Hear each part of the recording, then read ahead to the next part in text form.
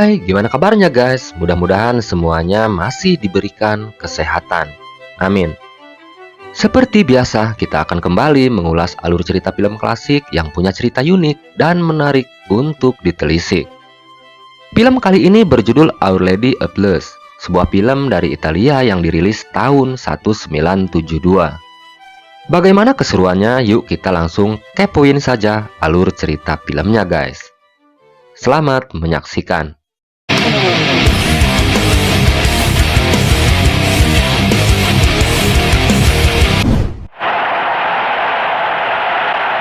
Okay, you win the bet. I know. Film diawali dari sekelompok muda-mudi yang sedang menikmati liburan akhir pekan. Dengan menumpang pesawat, mereka melakukan perjalanan untuk berlibur ke sebuah pantai di dekat kota Siena. Mereka sesekali membuat kegaduhan di dalam pesawat.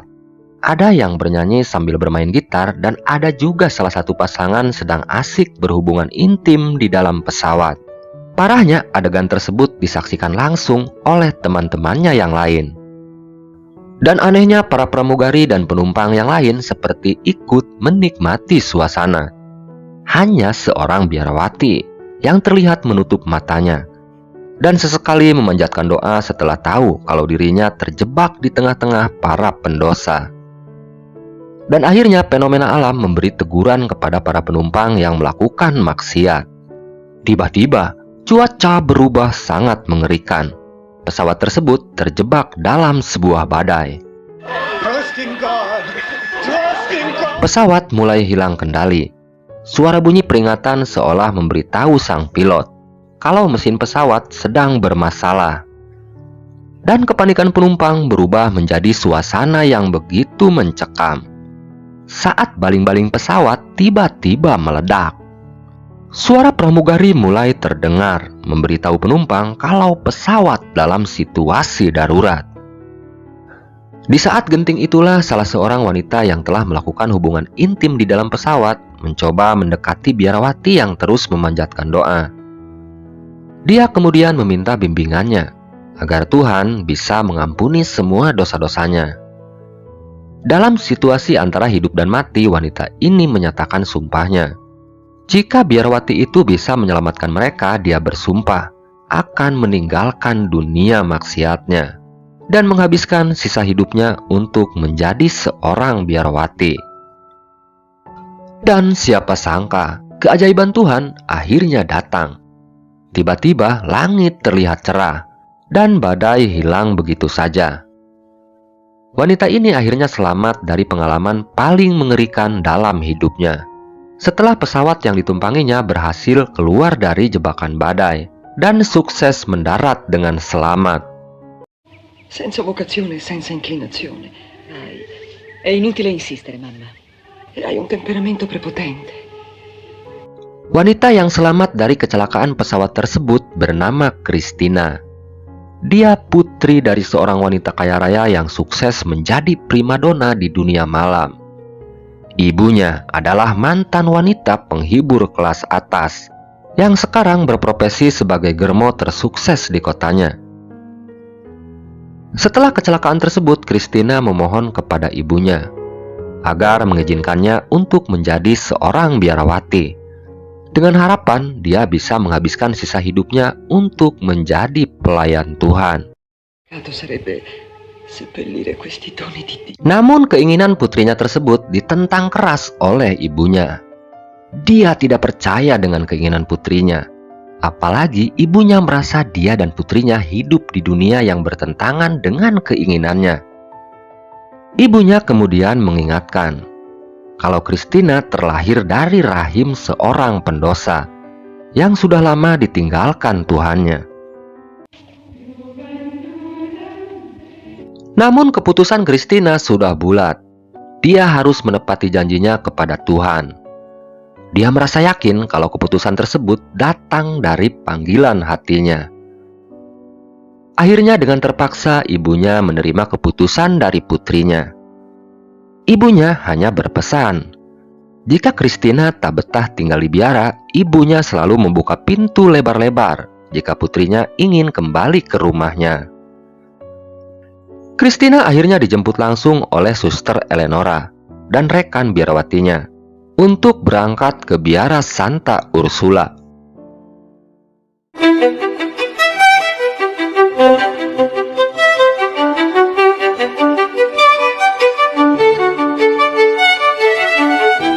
Singkat waktu, setelah menjadi seorang biarawati, kehidupan Christina terlihat bahagia. Dia sangat menikmati kehidupan barunya di biara.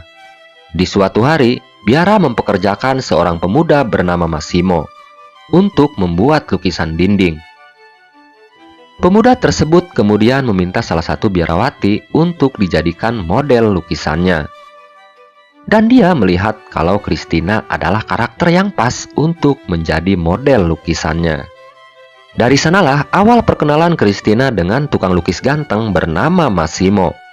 Makes virtue worthwhile is just that daily struggle. My painting, a blend of strength. Seiring waktu, kehidupan Christina mulai menghadapi rintangan dan cobaan. Semuanya diawali dari kunjungan sahabat lamanya yang sengaja bermain di luar biara. Sambil bernyanyi dan menari, para sahabatnya ini mencoba memancing Christina untuk melihat keluar biara. Karena sudah hafal suara teman-temannya, Christina kemudian berlari ke atas kastil biara.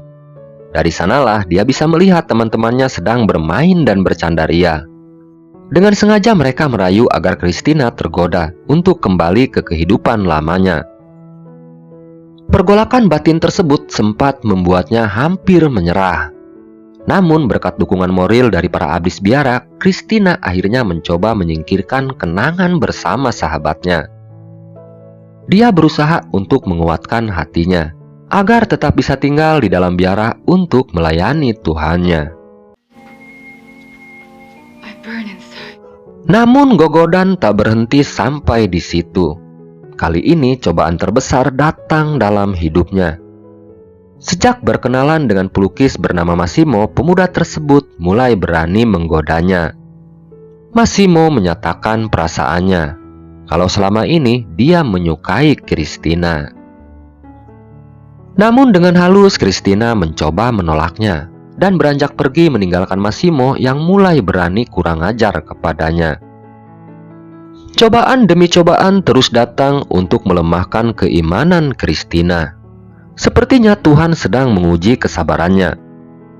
Hingga suatu malam cobaan itu benar-benar membuatnya putus asa. Christina bermimpi sedang berhubungan dengan pelukis bernama Massimo. Bukan itu saja, kebebasan yang pernah dia rasakan dalam kehidupan lamanya sempat membuatnya berpikir untuk keluar dari biara.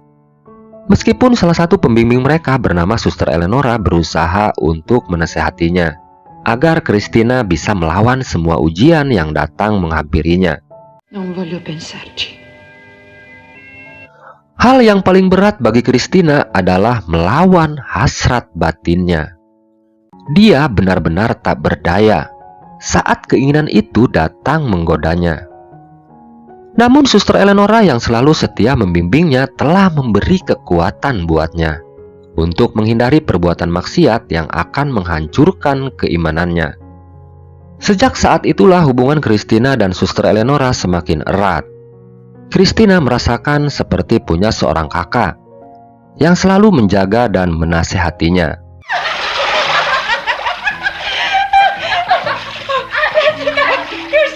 Namun pada akhirnya, iblis berhasil menyesatkan hatinya. Semua diawali saat biarawati cantik ini sedang menjalankan tugasnya untuk membunyikan lonceng biara. Dia dikagetkan dengan kemunculan Massimo yang tiba-tiba datang menghampirinya. Dengan wajah nakalnya, Massimo kembali merayu Christina. Massimo kemudian berkata, wajah seindah Christina tak pantas untuk tinggal di biara. Jika Christina mau menerimanya, Massimo berjanji untuk mengeluarkannya dari biara dan menjadikan Christina sebagai model dalam setiap lukisannya. Iblis telah mengalahkan iman biarawati cantik tersebut. Christina tak berdaya melawan hasrat yang selama ini terus menyiksa batinnya. Karena sudah gak kuat, Christina ikut hanyut dalam gelora asmara yang membabi buta. Christina seperti sudah lupa dengan tujuan utamanya. Dia sudah melupakan cinta kepada Tuhannya. Setelah melakukan hubungan terlarang dengan Massimo, kondisi Christina mirip seperti bunga layu sebelum berkembang. Penyesalan dan rasa ketakutan terus menghantuinya. Sambil menangis, Christina meminta ampunan atas dosa yang telah dia lakukan. Namun sekali lagi cobaan berat harus dihadapinya. Kali ini datang dari pacar di masa lalunya. Christina mendapat kabar dari suster Eleonora kalau ada seorang laki-laki yang mengaku sebagai saudaranya yang ingin menghubungi Christina. Karena khawatir yang menelepon adalah keluarganya, Christina kemudian mengangkatnya. Setelah tahu kalau yang meneleponnya adalah pacar di masa lalunya, Christina terlihat bingung. Rasa kangen dan takut bercampur aduk dalam hatinya. Dia kembali harus melawan naluri alaminya sebagai manusia. Keadaan Christina seperti ada di persimpangan jalan, antara memutus teleponnya atau menerima ajakan pacarnya untuk bertemu di suatu tempat. Kalau Christina setuju, pacarnya akan menunggunya di balik tembok biara. Karena begitu kuatnya rasa kangen di dalam hatinya, Christina kembali tak bisa mempertahankan keimanannya. Dia memutuskan untuk menemui pacarnya. Dan malam harinya ditemani derasnya air hujan, Christina nekat keluar dari kamarnya. Dengan bantuan sebuah tangga, Christina mulai menaiki pagar tembok biara. Setelah selesai berpelukan, Christina kemudian membawa pacarnya untuk bersembunyi di menara lonceng biara. Kedua pasangan sejoli ini akhirnya saling melepaskan kerinduannya. Dengan rudal hipersonik yang dimilikinya, Luca kembali membuat Christina terkulai lemas. Setelah merasakan kenikmatan dan kehangatan yang selama ini dikebiri oleh imannya. Setelah puas melepaskan hasratnya, Christina bergegas untuk kembali masuk ke kamarnya. Sementara suster Eleonora yang sempat mencarinya hanya meminta penjelasan. Kenapa Christina keluar kamar tengah malam saat kondisi sedang hujan deras? Melihat sikap Christina yang mencurigakan, suster Eleonora berniat untuk mencari tahu rahasia apa yang disembunyikan oleh biarawatinya. I'll print a transistor radio for you if you like. Oh, and a Sejak saat itu, pacar Christina bebas keluar masuk ke dalam biara, memanfaatkan situasi sepi saat para biarawati sudah tertidur di kamarnya. Hingga di suatu hari, suster Eleonora akhirnya memergokinya. Saat kedua sejoli ini sedang asik bercumbu di atas menara lonceng.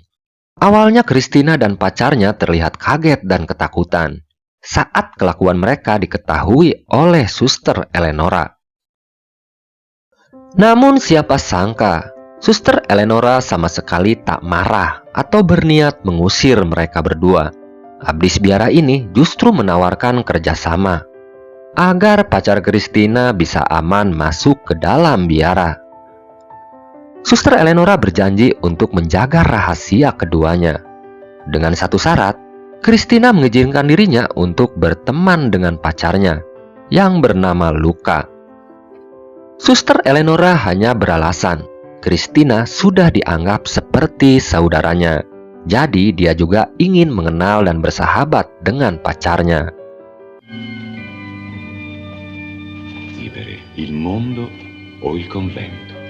Sejak kejadian itu, persekongkolan jahat tersimpan rapi di antara ketiganya, seperti tidak pernah terjadi apa-apa. Christina dan suster Eleonora seperti biasa melakukan rutinitas kebaktiannya di biara. Sementara Luca memutuskan untuk tinggal di dalam biara. Pekerjaan pemuda ini hanya sebagai alat pemuas syahwat di dalam biara. Sementara kebutuhan pakaian dan bekal makanan selalu dicukupi oleh Christina. Seiring waktu berjalan, pemuda bernama Luca ini semakin akrab dengan suster Eleonora.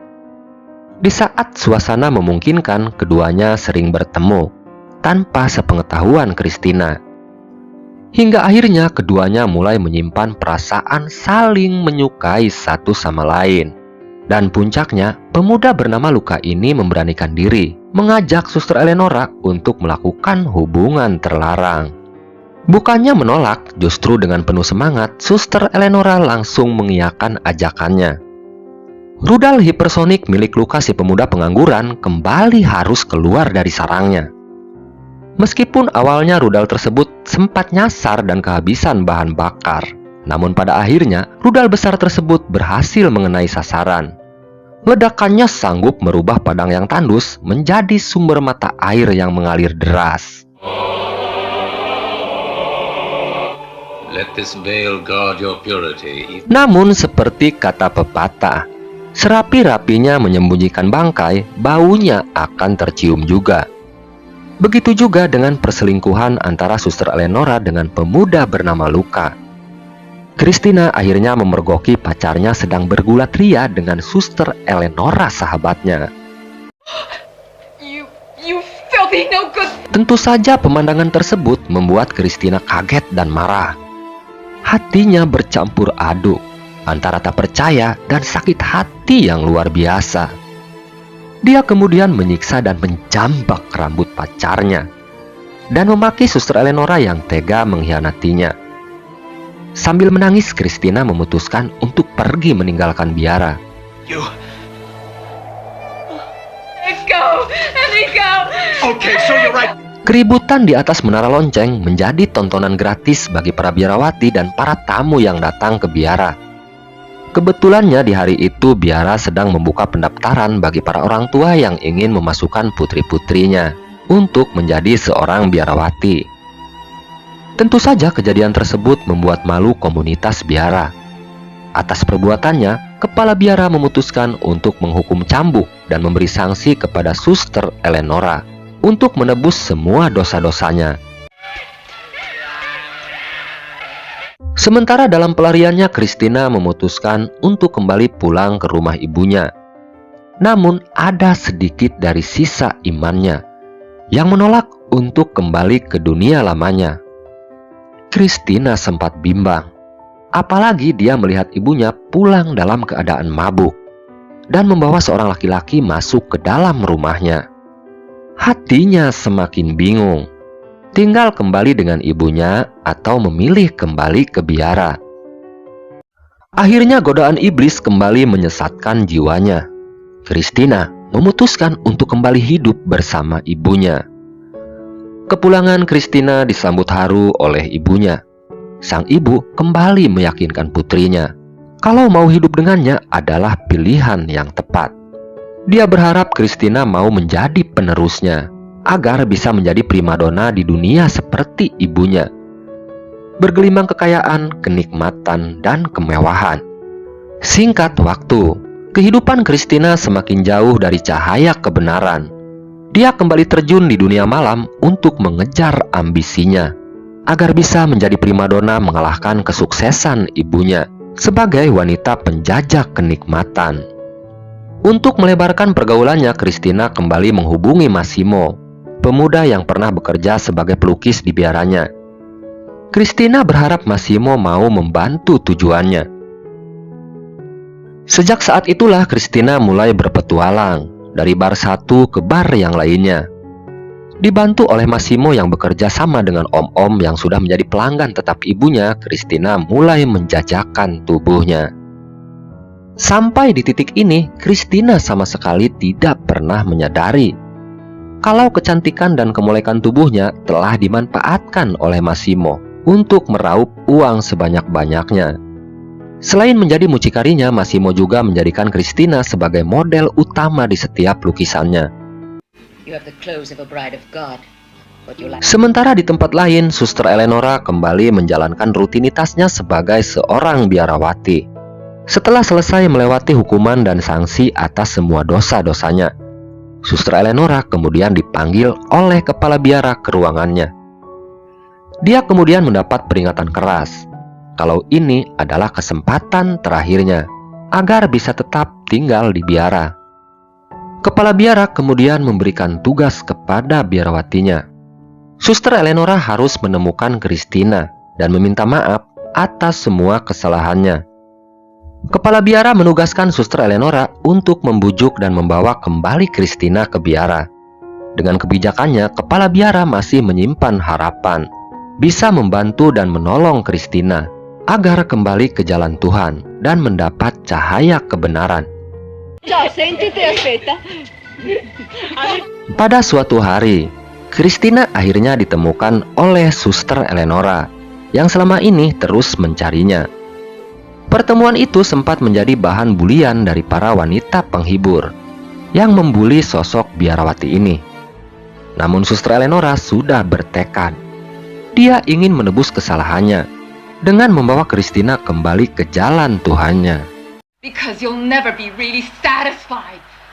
Suster Eleonora sangat menyadari untuk membawa Christina kembali ke biaranya adalah pekerjaan yang tidak mudah. Apalagi di masa lalunya dia pernah mengkhianati dan menyakitinya. Suster Eleonora mencoba mengungkapkan permintaan maafnya dari lubuk hatinya yang paling dalam. Namun Christina menolak permintaan maaf tersebut. Dia sudah terlanjur sakit hati dengan apa yang dilakukan Suster Eleonora kepadanya. Hingga akhirnya Suster Eleonora hanya bisa menangis dan mengelus dada setelah Christina menegaskan dia tak mau melihat wajahnya lagi. Bahkan Christina menuduh Suster Eleonora sebagai penyebab kenapa dia memutuskan untuk terjun ke dunia prostitusi. Di akhir cerita, Christina memilih meninggalkan Suster Eleonora yang terlihat hanya bisa menangis dan menyesali semua kesalahannya. Sementara Christina pergi dibawa oleh laki-laki yang telah membokingnya. Di sebuah pegunungan, Christina meminta pelanggan laki-lakinya tersebut untuk mengizinkannya membawa mobil mewah miliknya. Laki-laki ini sama sekali tidak curiga kalau kejiwaan Christina sedang dalam kondisi mengkhawatirkan. Dia baru sadar setelah Christina tak mau mengurangi kecepatannya. Om-om tersebut memilih loncat dari mobilnya untuk menyelamatkan diri. Sementara mobil yang dibawa oleh Christina terus melaju seperti hilang kendali. Dan akhirnya mobil yang dibawa oleh Christina menabrak pembatas jalan dan terjun bebas ke dalam jurang. Sementara di tempat lain, Ibu Christina mendapat telepon dari om-om yang memboking putrinya. Dia mengabari kalau Christina mengalami insiden kecelakaan. Sambil menangis histeris, Ibu Christina ditemani oleh Massimo bergegas menuju lokasi kecelakaan putrinya. Namun semuanya sudah terlambat. Christina sudah pergi ke alam lain. Cerita pun akhirnya selesai.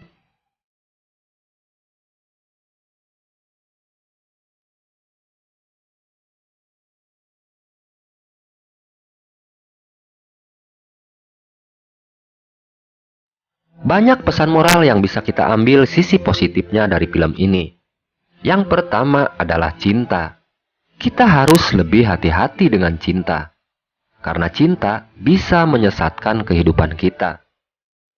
Selanjutnya adalah kejujuran dan kesetiaan. Karena kejujuran dan kesetiaan sangat dibutuhkan dalam sebuah persahabatan. Tanpa itu, teman dekat bisa saja menusuk kita dari belakang. Mungkin sekian dulu alur cerita film kita kali ini. Sampai berjumpa kembali di alur cerita film klasik selanjutnya. Hatur nuhun.